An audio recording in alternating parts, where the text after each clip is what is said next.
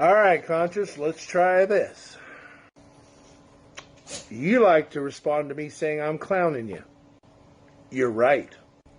You are a very intelligent young man. I've said this and will continue to say. Hey, babe. And we all know the history. Over and over and over again. But as a young man, educated and all, I continue to ask you, what are your ideas to resolve? I'm still waiting. And some of your followers have even tried to confront me on this. I can give you my ideas of what should be done. But what I'd like to hear from is you. As you've made it perfectly clear, it affects y'all more than it affects me. So really, I need to hear some solutions, man. Or keep talking the same stuff. Whatever. This teachable moment is being brought to you by Mr. PC because he said he's tired of hearing about the history of problems and he wants to hear about solutions. Now, before I get into solutions, I want to keep it real with y'all and recognize I believe Mr. PC's question about solutions, because he's tired of hearing about problems, is very insincere and not genuine at all. I got two reasons why. First reason, he claimed he know the history of the problem when it comes to racial oppression, but he still put the onus of solutions on the racially oppressed, and he ain't got that same energy when it comes to the oppressors. Second reason, I'm a whole ass educator in real life, not just on social media. So all this showed me is that he believes my teachings are not conducive to solutions and only fuel the problems, as white men usually tell me. About those solutions though, huh?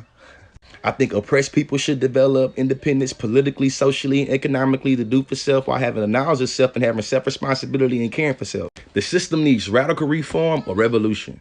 Solution. This teachable moment goes right out to Consciously and any of his followers. You say I'm insincere. You also said in this video that I blame the oppressed. Sir, I challenge you to show me where I've ever blamed the oppressed. In fact, I've made many videos where I've actually given simplified ideas of areas that we need to work on. Education, our legal system, policymakers, and policies that have been made. And I've asked you to come up with the same ideas or solutions. You've never given me one. Now, you are an educator, but I'm not taking your class. I'm taking your TikTok. And if I was in your class, I'd be asking the same questions I'm asking right now. And if you do as well in your class as you do on TikTok, I would have wasted my money because I need answers. Again, you're a smart young man. I expect better. And like it or not, you're the future, bud. I would suggest you start coming up with some ideas of how to deal with these kinds of questions.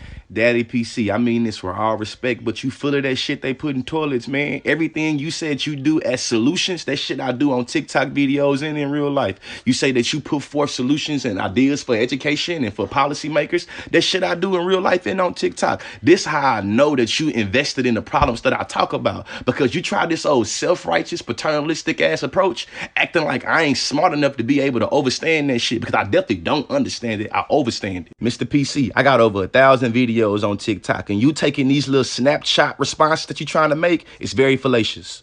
No, PC, you must thought I forgot about that slick shit you said about black women having abortions and blaming that on systemic oppression.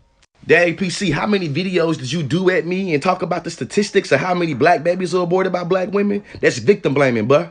I said oppressed people coming up with political, social, economic independence as a solution. You ain't respond to that, man. Stop playing with me, old man.